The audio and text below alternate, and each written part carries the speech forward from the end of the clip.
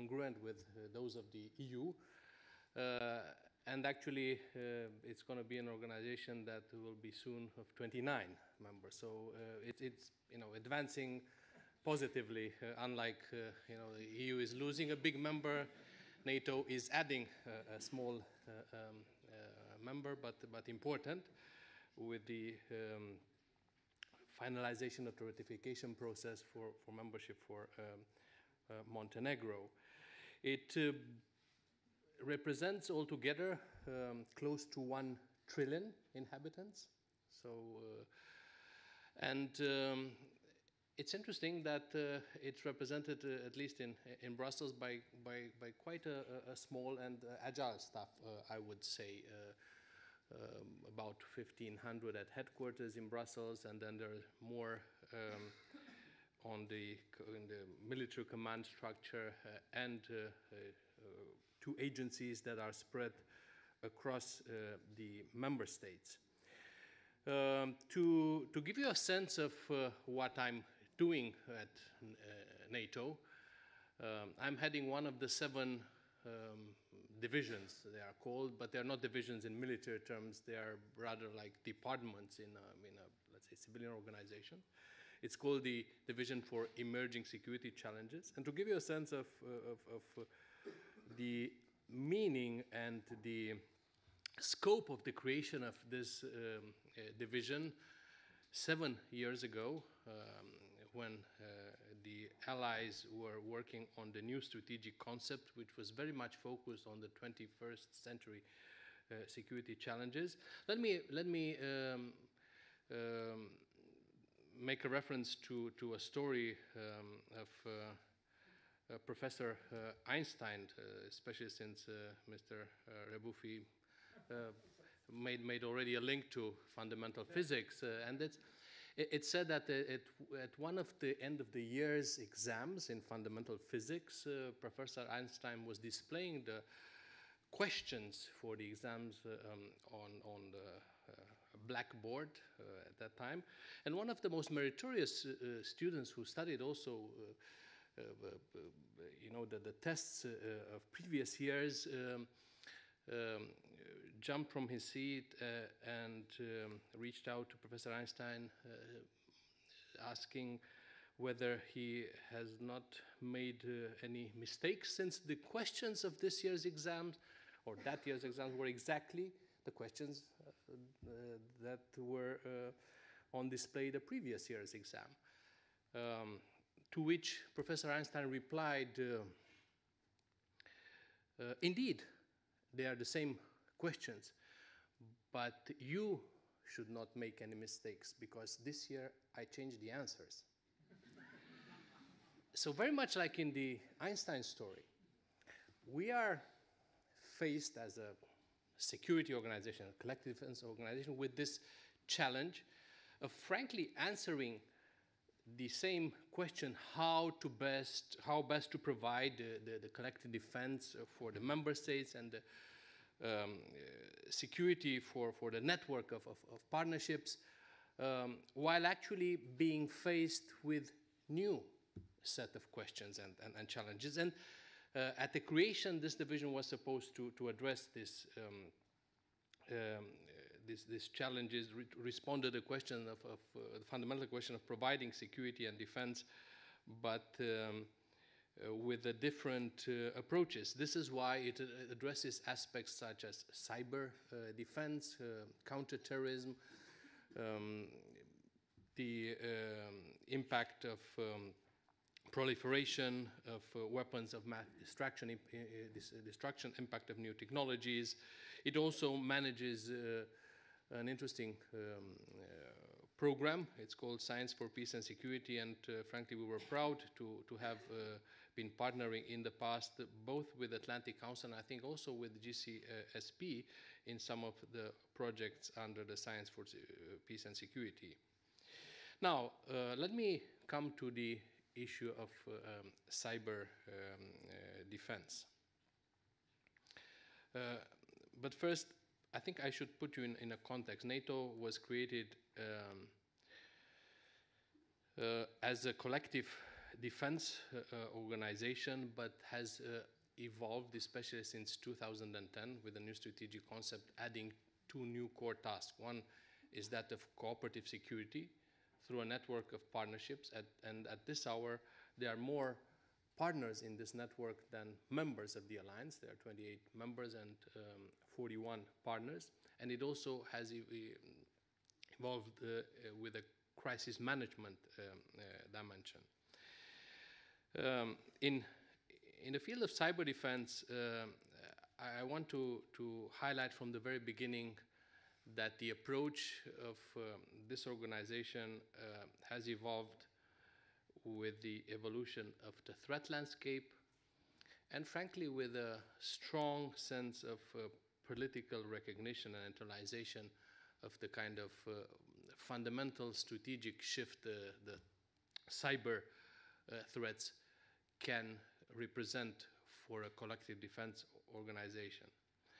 And I will mention from the very beginning something that might be striking or might be also counterintuitive, but it's less than 3 years since NATO linked cyber defense to its reason of being, raison d'être, which is collective defense. This happened in September 2014 at the Wales Summit.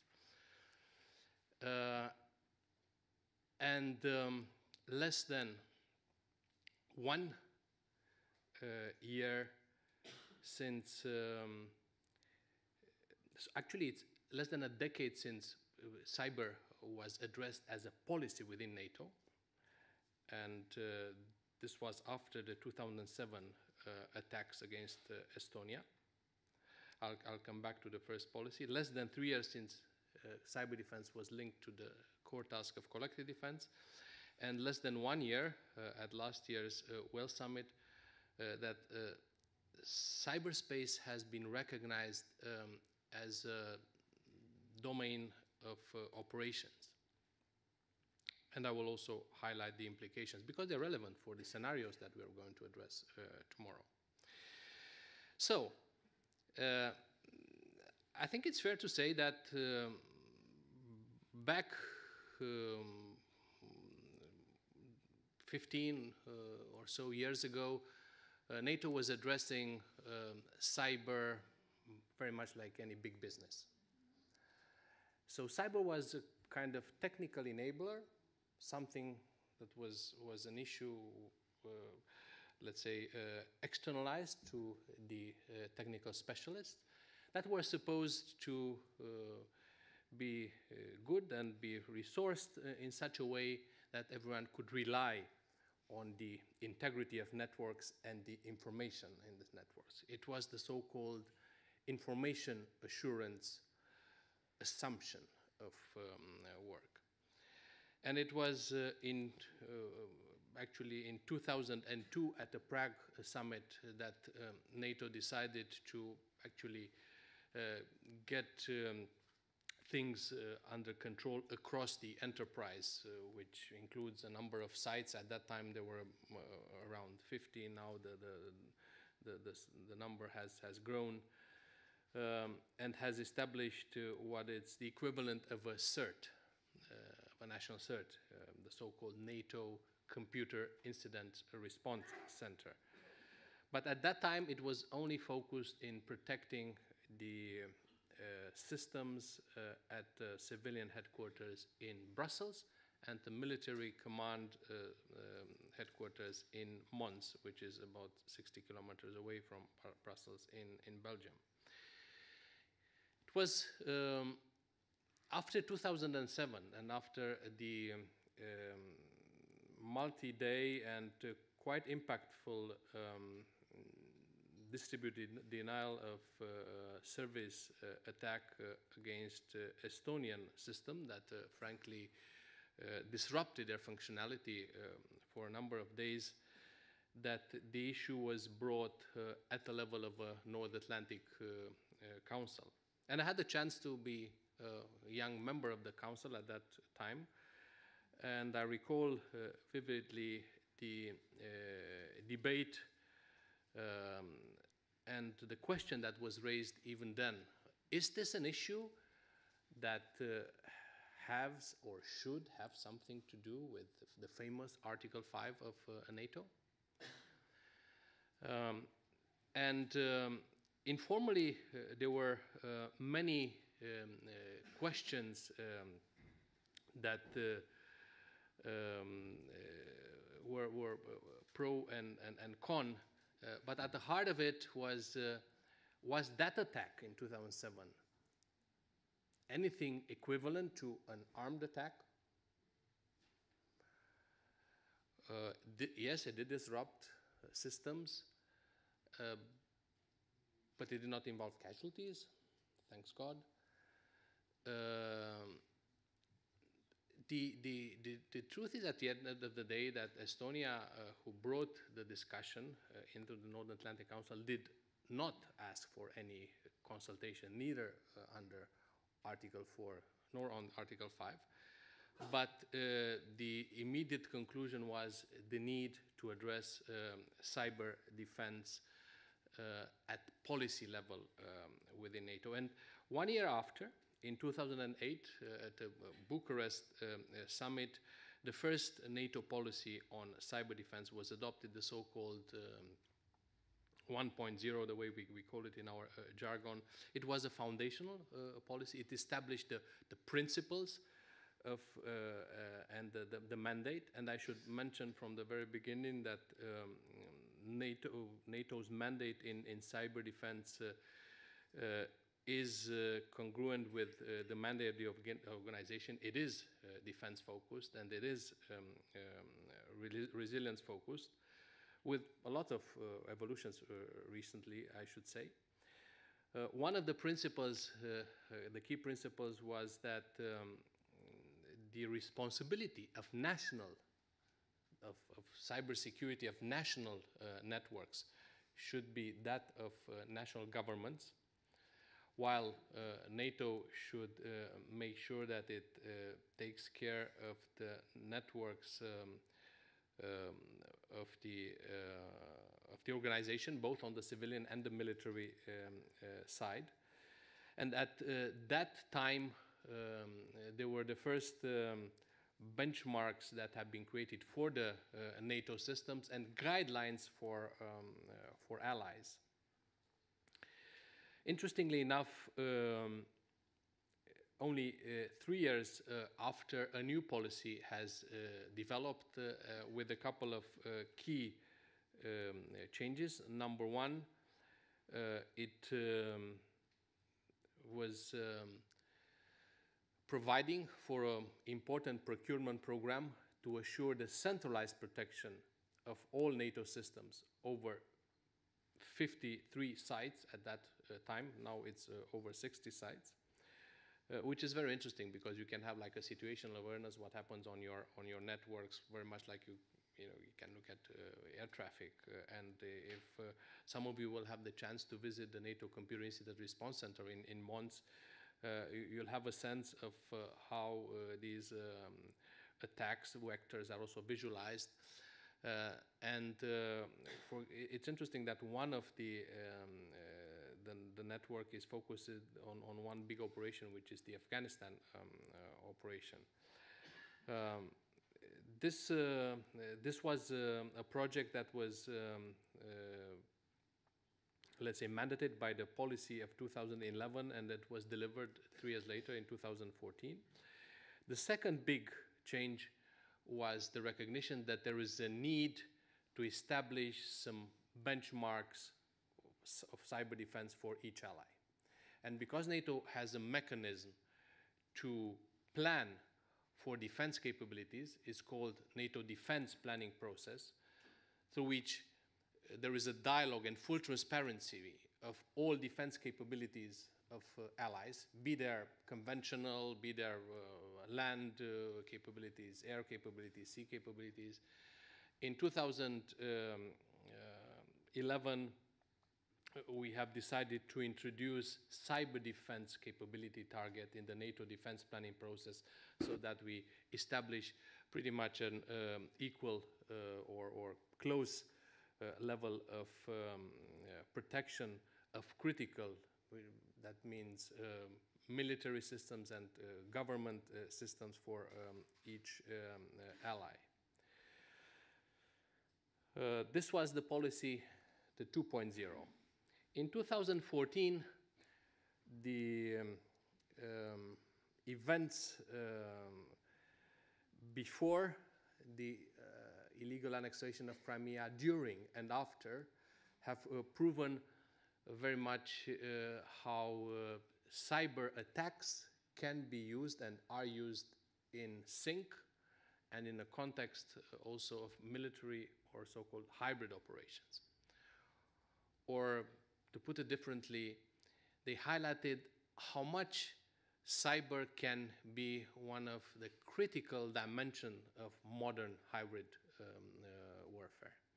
If you recall the history, and many things have been published since, it was cyber attacks were used first for to take advantage of some websites and accounts of politicians.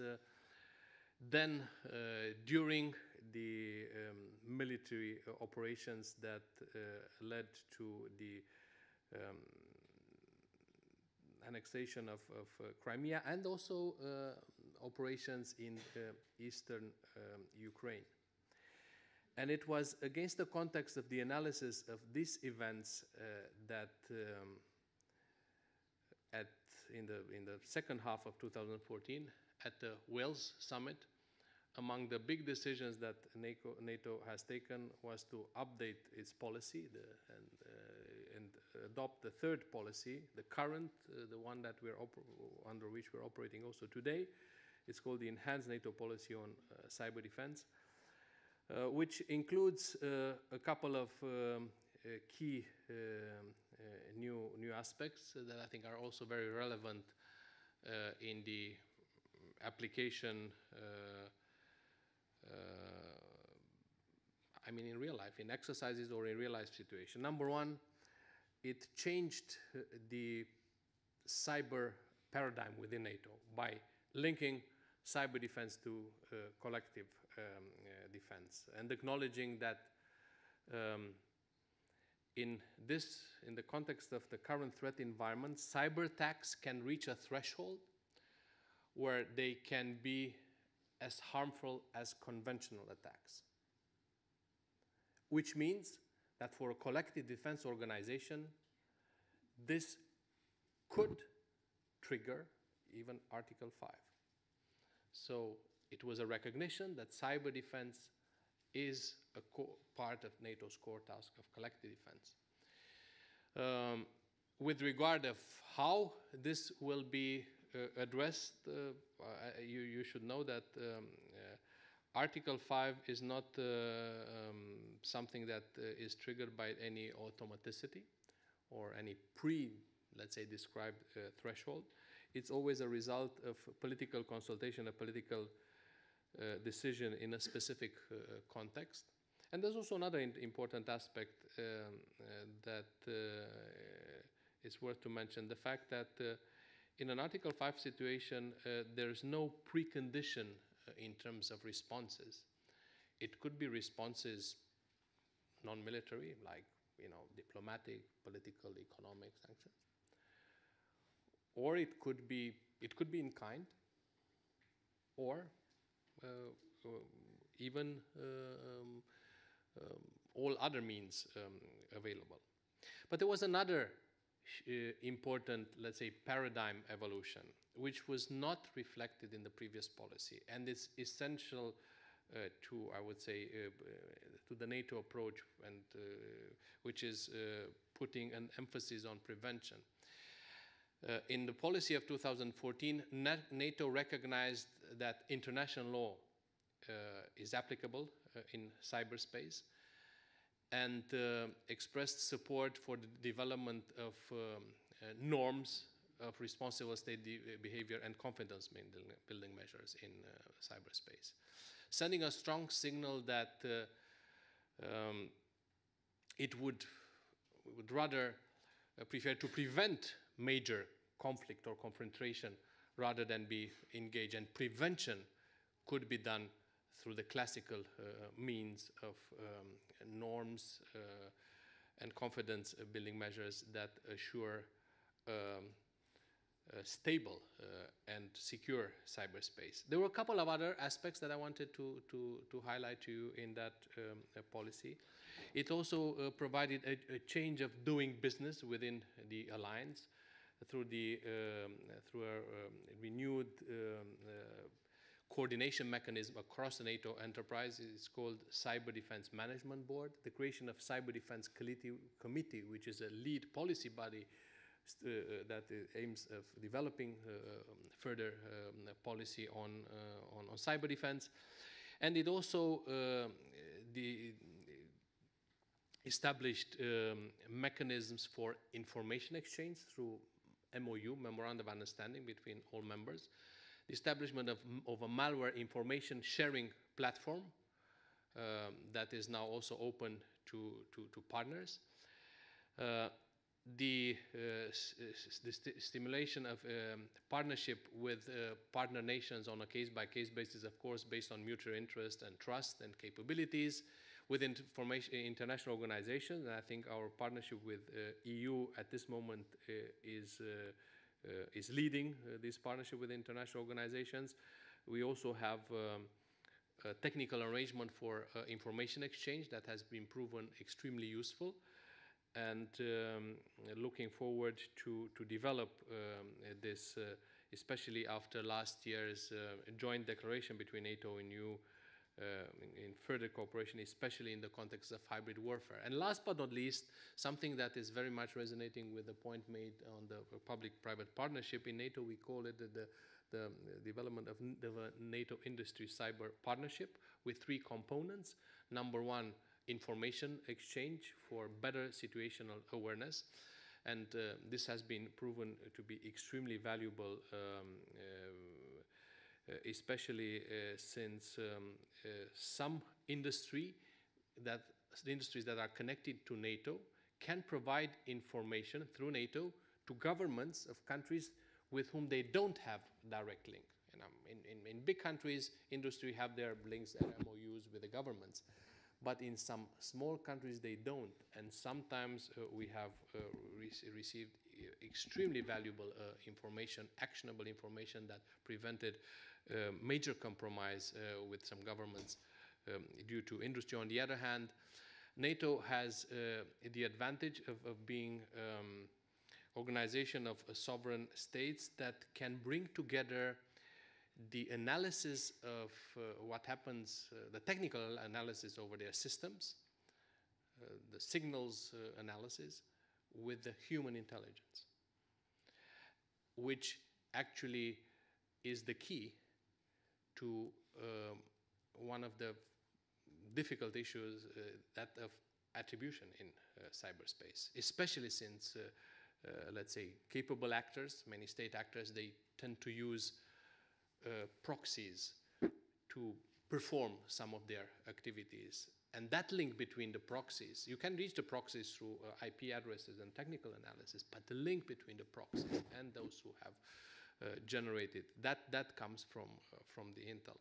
And through the creation of, last year, of a new, my division used to be the newest. Since last year, there's a newer one. It's an intelligence division, intelligence security division in NATO. We have tremendously stimulated this intelligence exchange. And of course, everything was determined by the evolution of the landscape, of the threat landscape. There were 2 big policy results after last year's summit in Warsaw, and I will point them very briefly. Number 1, the launch of the so-called cyber defense pledge, very much like NATO's defense investment pledge, you know, the famous 2% to invest in general for defense. In the case of cyber, we were not able to establish a number, a benchmark or a percentage, but the point was that this issue should be brought up at the level of decision makers, heads of state and government. They assumed the pledge, so that this is addressed at the highest strategic level. And this it also implies assuring the right resources, development of capabilities, training and education, and allowing more of this information exchange aspect. The other element was the declaration or recognition of cyberspace as a domain of operations, along with the other 3 domains in NATO: land, air, and sea, which is also represent a mind shift. Because unlike in those times where we said, well, we should invest in cyber and our technicians should make sure that they take care of the integrity of the systems and their informations, so we should have assured information or information assurance. Now we're recognizing that especially in military operations, we're going to really have to face a highly contested cyber environment where we cannot operate under the information assurance paradigm. So we will use a typical, let's say, paradigm, that of mission assurance, which means that the mission has to be achieved in the absence of perfectly functional systems. So there have to be right redundancies, options of recovery, and so on and so forth. The aspect of offensive cyber has been also addressed, interestingly enough, only in the last year. So there was no discussion. There was blasphemy to use the O word,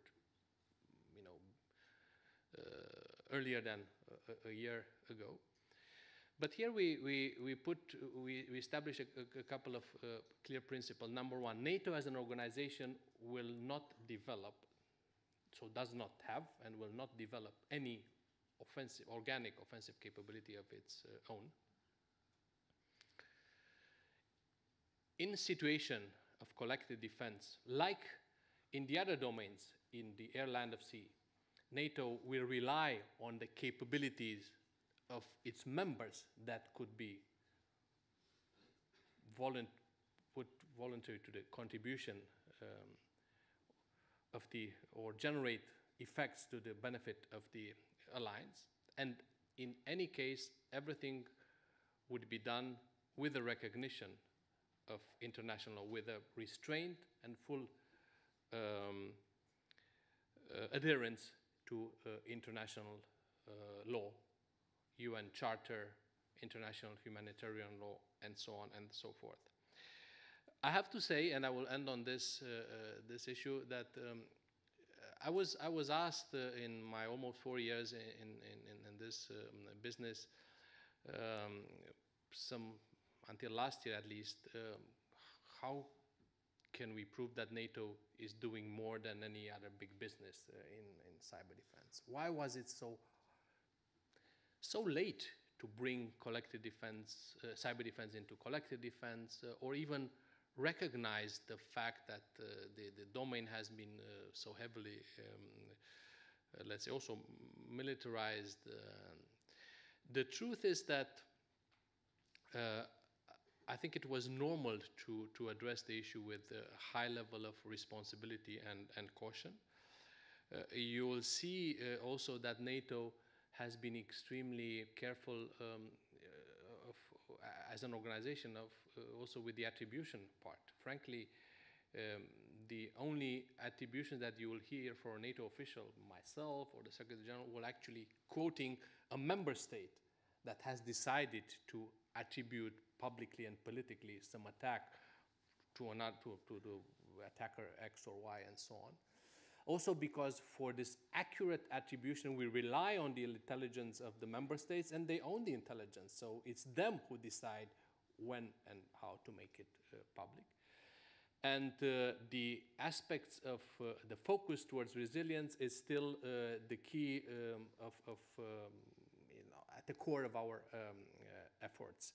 So prevention, protection, and recovery in case there have been attacks. I can only tell you that the number of attacks against NATO have been growing not just in numbers, but mainly in intensity and sophistications. Many things that you hear happening in member states are happening against NATO networks. We are following through the cyber threat assessment cell a number of ongoing and recurrent campaigns.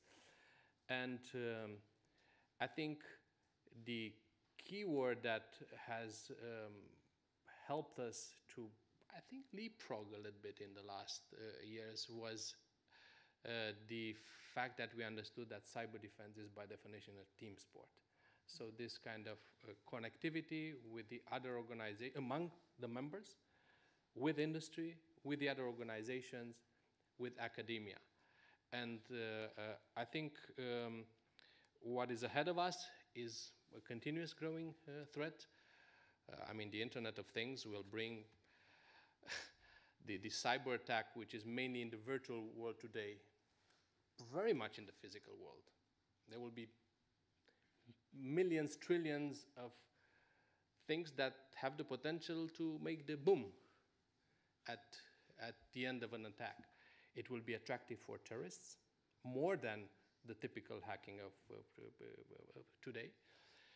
And I think we need to connect it also better with the info operations dimension and be able to anticipate, even as we speak, the impact of artificial intelligence also over the future types of attacks.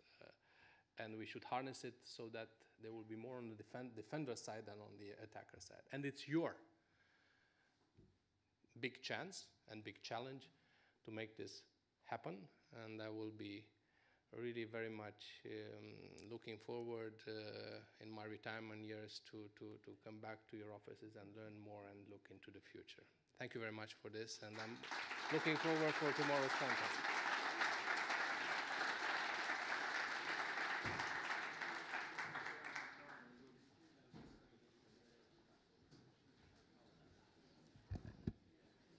Okay, thank you, Ambassador. It was a very good update, I guess, for the students, but also us who are judging tomorrow, because I think they are the issues we are dealing tomorrow.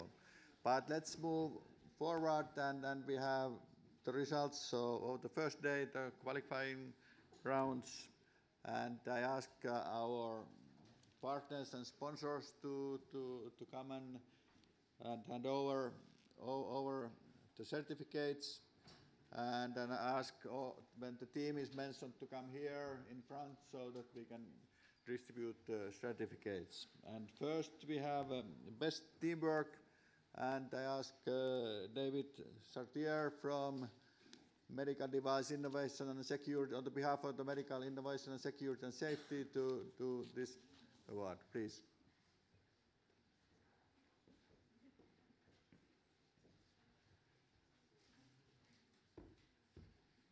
All right, lots of great teams, and hopefully I got an envelope here with the right team. So the winner of the best teamwork is Team Stuxnet. Please come on down.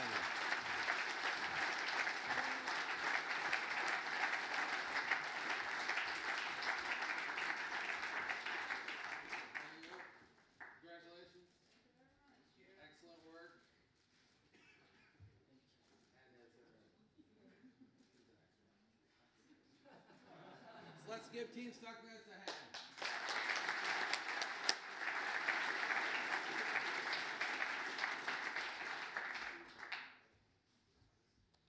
hand. And the next one is the most creative.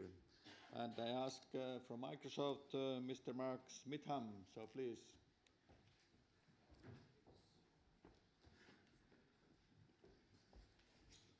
Evening, everyone. I'd just like to make a few remarks to put this award into context. Creativity is key in the cybersecurity space, but I'd also like to reiterate some of the remarks you've just heard.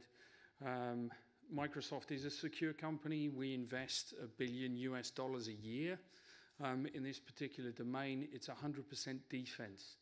And so that's a bit of a context compared to some of the investments you've heard previously. But that's just in the private sector. Some of the remarks we were talking about is cooperation between UN, NATO, EXO, and also the EU, as well as member state administrations as well. A key element, which some of the remarks we've said earlier, is it needs to involve all actors, including the private sector, as Mr. Rabufi was referring to. And it's not just security, it's not just cooperation, because things are changing. The important difference now is that we're seeing cyber attacks on civilians through private infrastructure that is taking place during peacetime. Cyber policy is not solely led by public sector anymore, and that's why Microsoft are leading proposals for a digital Geneva Convention. You can find out more about that information on the internet, and just as creativity is there, I would suggest there is more than one search engine, so go out there and be creative and bing it. And with that, in context, you can appreciate what a difference this team has made today. And I won't make a la-la joke, as some fellow judges have encouraged me to do, but the award for the most creative policy response in the 2017 Cyber 912 Student Challenge is presented to CDT Mavericks from Royal Holloway.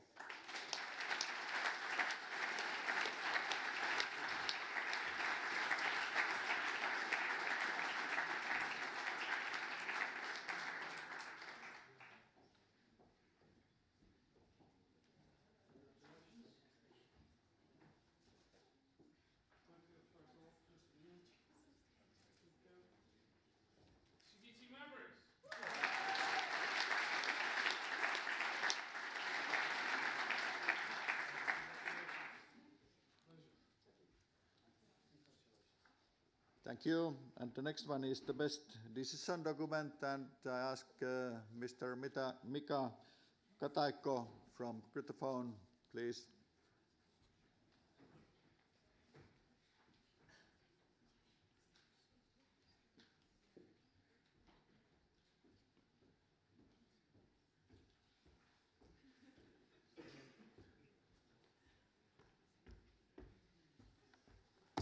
Thank you.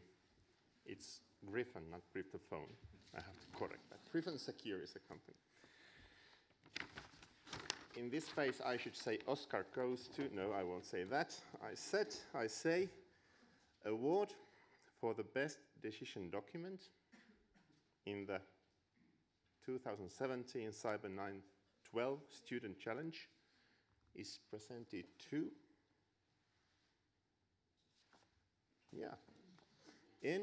NUPS, National University of Public Service.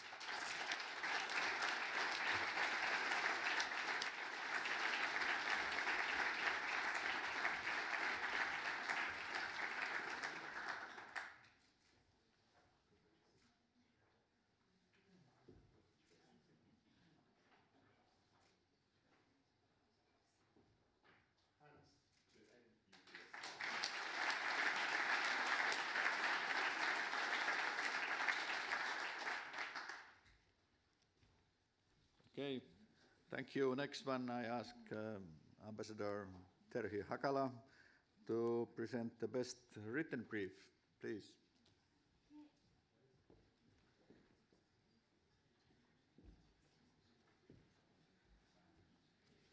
Wow, this is very exciting.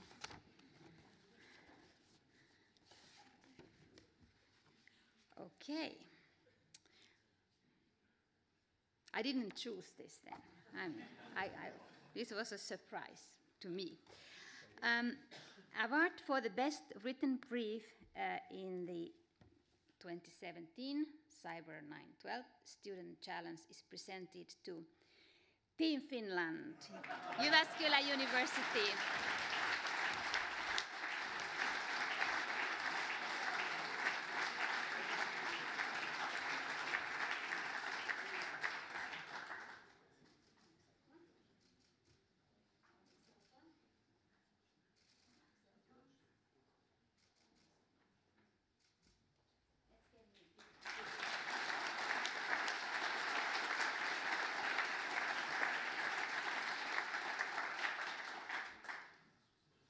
Yeah, thank you. It was a coincidence, but these things happen.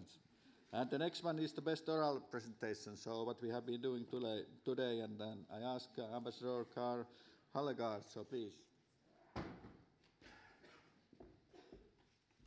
Thank you very much. As we heard earlier, everyone is being awarded with good employment opportunities today, but in the immediate term, I have the pleasure to announce the award for the best oral brief in the 2017 Cyber 912 Student Challenge, which is presented to Smino, Stockholm University. Also that a surprise and a coincidence.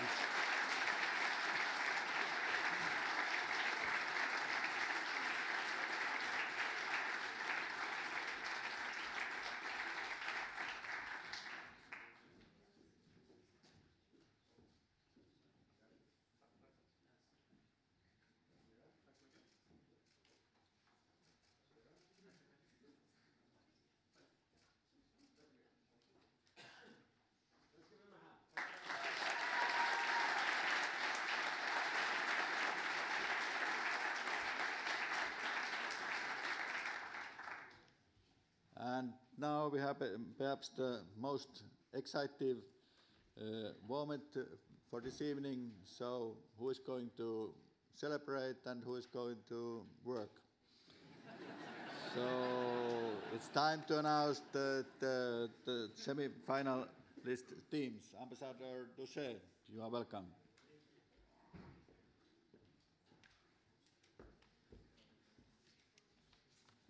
Hello, good evening again. I'm very privileged and pleased to be here and to announce the advancing teams. So for those of you who are not going to be here tomorrow, but please come and see the other teams, but also please enjoy Geneva tonight.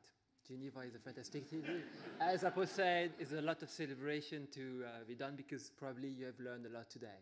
So now is the moment. I will announce the advancing teams for the pursuit of the competition. I have here 15 teams, and I go by the order that the jury has selected. So the first team who is going to be here with us tomorrow is Zombie from the Military University of Technology of Poland.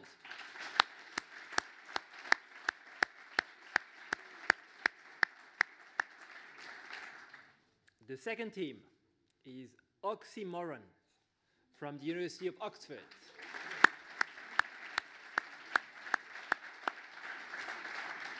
And now the third team is Dr. Robert from Karlstad University.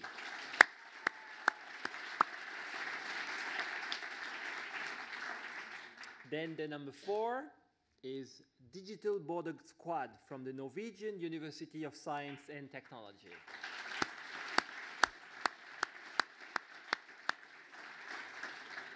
Number 5 is Crisis Management Group from the Swedish Defense University.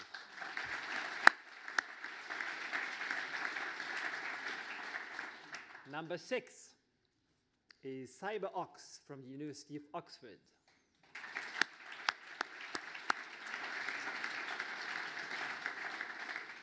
And now number 7 is LONGSEC, the Yanqing Academy of Peking University.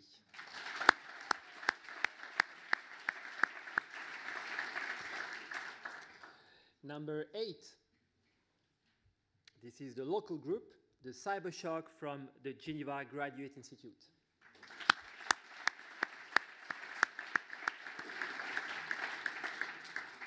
Number 9, the Cyber Cadets from the Military University of Technology.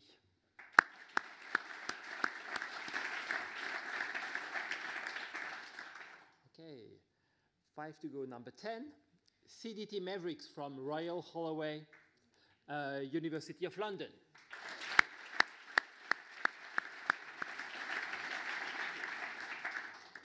Number 11, Keep Calm and Cyber On, Air University.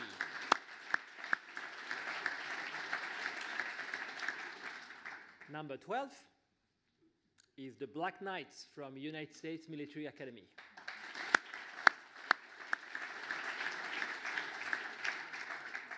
Number 13, also a local group, Stuxnet from Geneva School of Diplomacy.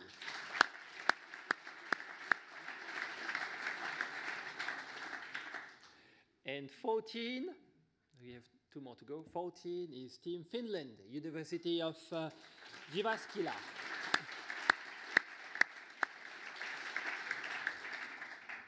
And the very last one, number 15, Smino from Stockholm University.